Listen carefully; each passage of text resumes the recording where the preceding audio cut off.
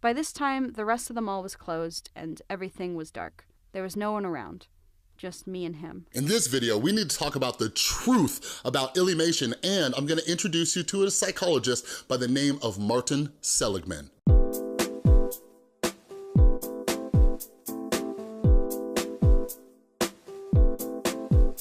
What is up, everybody? This is Chris from The Rewired Soul, where we talk about the problem, but focus on the solution. And if you're new to my channel is all about mental health, and what I like to do is pull different topics from the YouTube community to try to teach you how to improve your mental and emotional well-being. So if you're into that, make sure you subscribe and ring that notification bell. But first, before I jump into the breakdown of Illymation's new video and introducing you to a psychologist, we are going to talk about what a lot of you have been asking about, which is my brand new book called Rewire Your Anger. So it is not out right now. I submitted it to Amazon and it'll probably be up by the morning. So make sure that you follow me on Instagram and Twitter. My Instagram and Twitter is the exact same. It's on the screen right now at The Rewired Soul. Follow me because as soon as it goes up, which might be later tonight, it might be in the morning, don't know what it is, but I will put it out there on my social media, and I will also update the description as well as the comment section down below with the link to the book. And then later this week, I will be doing an audiobook as well, all right?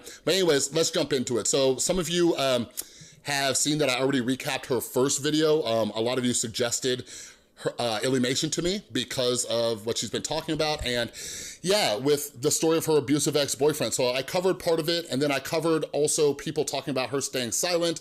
So go check out those two videos. They'll be linked up in the info card. So I just went to the gym, watched her new video, and yeah, there's definitely some things that we need to talk about. And something that I'm always looking at, like, I was just talking to Tristan about this. I'm always like kind of checking out like human behavior, right? I'm wondering about thought processes and everything like that.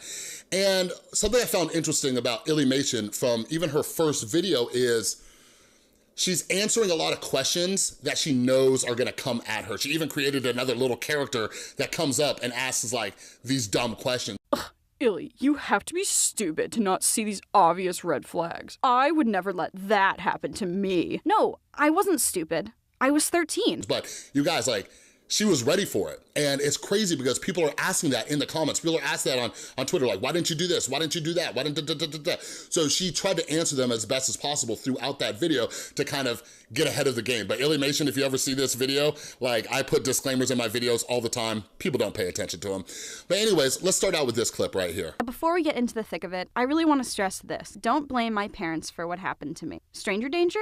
Got it. No squares? Don't touch them. They taught me to stand up to people like Harris. They even tried breaking us up at one point because they were suspicious that this very thing was happening. And that's a whole nother story I'll have to get into later. So yeah, it's important that we talk about this because there's so many questions about like, well, didn't your parents teach you? Didn't your parents teach you this? And I hadn't watched her second video yet, so that was even something I was curious about. But she's like, my parents taught me this. And like, what's important to understand is that, you know, in my last video, I talked about how we have to have this open dialogue with our kids and all of that, but like still, there's only so much we can do. And there's a million books about this, and I need to start doing more parenting videos, but let's look at substance abuse, right? Like, I'm a recovering drug addict and alcoholic. Like, do you guys think that my parents didn't tell me like that drugs are bad? Like, I asked like my clients at the rehab, I'm like, did nobody tell you that heroin was bad for you? Like, we're taught these things, so there's something else that's going on.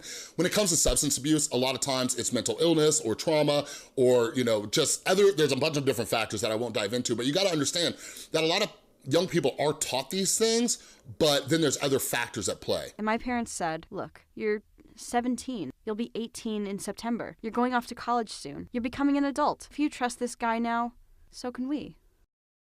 And hearing that, knowing the gross things he was doing to me, and knowing if I spoke out about it that he'd kill himself or me, I felt like I was telling my parents the biggest lie to their face, but I didn't know what else to do. So that clip's really important because it's important like that we understand. And a lot of reasons I make these videos, like I hope that people don't understand trauma and abuse. Like I hope I can explain to you a little bit better what's actually happening.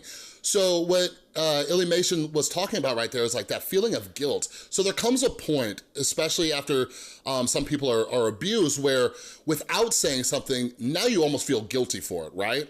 So how how is she gonna tell her parents now? How is she gonna do this? And like, I know from like the outside, it's easy to say, well, you shouldn't have felt guilty and all these other things, but like, eventually you feel guilty and then you keep quiet about it. And Illymation ends up going on and talking about how she started to rationalize this whole thing. I felt powerful. I felt confident. I felt reassured that I could handle his abuse, that if he did try to hit me, abuse me, or even kill me, I could defend myself. I felt at ease in our relationship.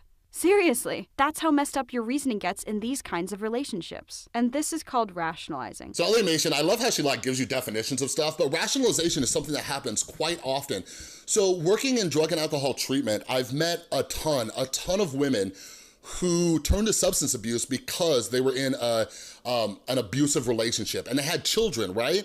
And what happens is, and you gotta understand like the psyche of someone who's going through this abuse, like these women that would rationalize staying with a man who was physically abusive because of the kids.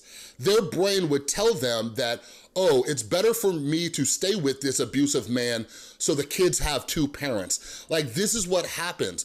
Or they'll say things like, oh, how am I going to survive? He pays all the bills, all these other things. This is why I keep telling you to get support, find other people who have gone through this process before, all right? I will link again down in the description a ton of resources, but it's our brain's way of tricking us into thinking that there's no other solution. That's one of the reasons why I always say we talk about the problem, but focus on the solution. When we get stuck in the problem, we start to rationalize what we're doing. Like you guys, like a lot of you don't understand why drug addicts keep using drugs. It's because we rationalize this. I told him I needed to be back at 12, so we should probably get going. What?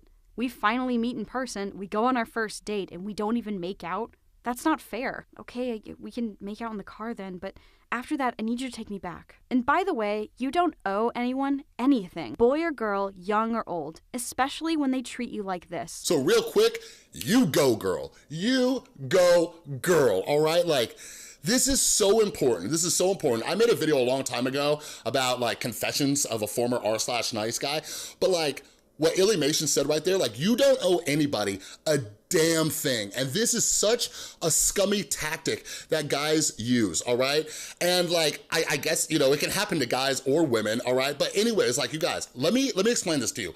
I don't care if this person buys you a Lamborghini. I don't care if they buy you a brand new house. I don't care if they show up to your front door with a mythical dragon. You do not owe them anything, okay? So do not let anybody guilt or pressure you into anything like that, all right? As I took my shoes off, I just felt so weird. I wanted to scream, to cry, to tell my mom what just happened to me with that man right there in the doorway, but I was so shocked.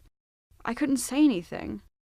I was so mad at myself. What happened to thinking I was stronger than him? That I could and would defend myself? One of the things that people ask is like, why didn't she do something? Why didn't she run? Why didn't she? Because Illymation talked about when she finally met Harris, when she met him, she's like, oh, I could take this guy. That's how she started rationalizing, like, if this dude tries to do something, I'm gonna fight him.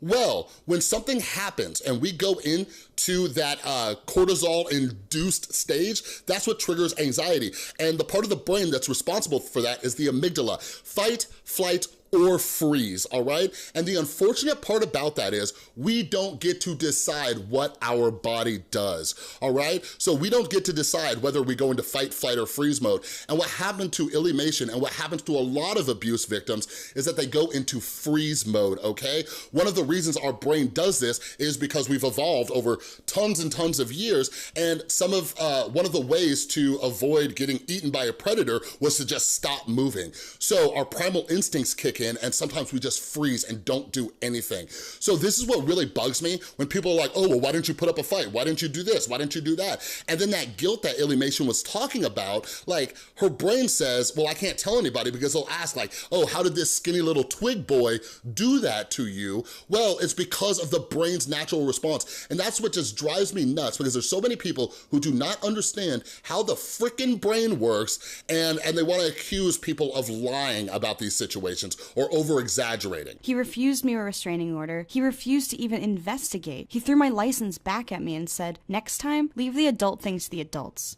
Okay, sweetheart? And if you go running back to your little boyfriend, don't call us. And look, I understand that might be hard to believe, but the fact is, this is what happens in these kinds of cases. Some cops are nice. Some cops are helpful. and then some just don't see how fatal these situations can be. This video, like, you know, spoiler alert, it has a happy ending, but it bummed me out because I hear this story all too many times about, you know, someone trying to report this and they get turned down, and that's what Illymation was talking about. Oh, you thought I forgot to introduce you to this guy, Martin Seligman? So let me explain to you a little psychology right quick. So way back in the day, Martin Seligman and his group of little psychology scientists, they did a test on dogs, okay? So they had this thing called a shuttle box, all right? So in this shuttle box, you had two different sides, and the dog would be on one side, and the ground was like electrical. So what they would do is they would play a sound, electrocute the dog, and then the dog would jump over to the other side, all right? So they were training the dog that when you hear this noise, you should jump over to the other side.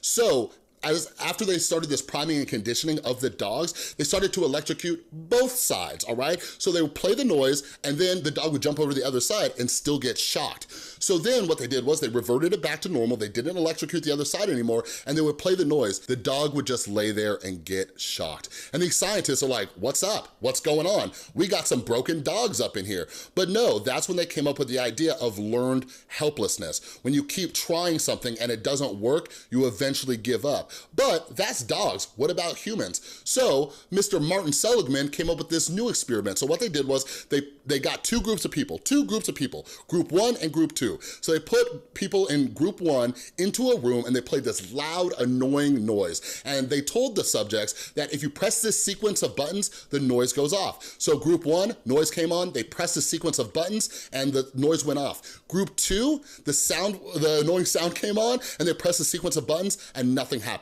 They pressed it again, nothing happened. They did it over and over and over and over again. And they left these poor people in there with this blaring noise going off. So then they put them into a new room, both groups 1 and 2, all right? But what they did with this new room was all you had to do, you didn't even have to push a button. All you had to do was wave your hand and the sound would go off, all right? But the people from group 2, and because of learned helplessness, when the sound went off, they just stood there. They didn't even realize that the sound would turn off just by moving their hand. And it's so important that we understand learned helplessness because it's the reason why so many people don't come forward. It's the reason why there are people who are stuck in these situations because they tried over and over and over again, but they got no results. So eventually the brain says, just give up, why even try? I interned for a little bit for It's Alex Clark, and I learned how to do storytime animation on YouTube. I started posting videos in January 2018, and I gained a bit of traction. And from there, I made a bunch of really good online friends, and I met them at my first VidCon in 2018. But lastly, like I said, we end on a happy note. Illymation got out of that relationship, and it's awesome. And I hope you take from it, like, get a support group, build up your self-confidence, do the hard thing that you have to do. She got to a point where she said, you know what, I gotta cut it off with this guy.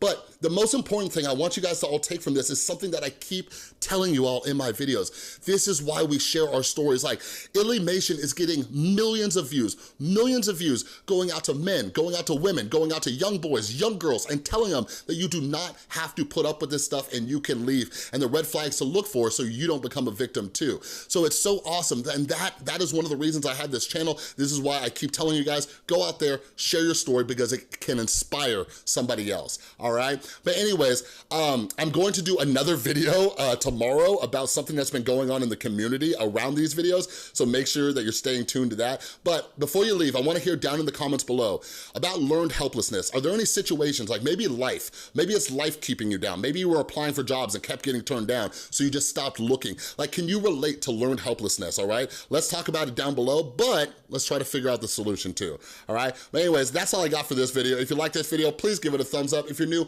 make sure you subscribe and ring that notification bell because I make a ton of videos. And a huge thank you to everybody supporting the channel over on Patreon. You are all amazing. Hey, and don't forget, Rewire Your Anger will be out any minute now. So make sure that you stay tuned to me over on Twitter and Instagram. All right, thanks again for watching. I'll see you next time.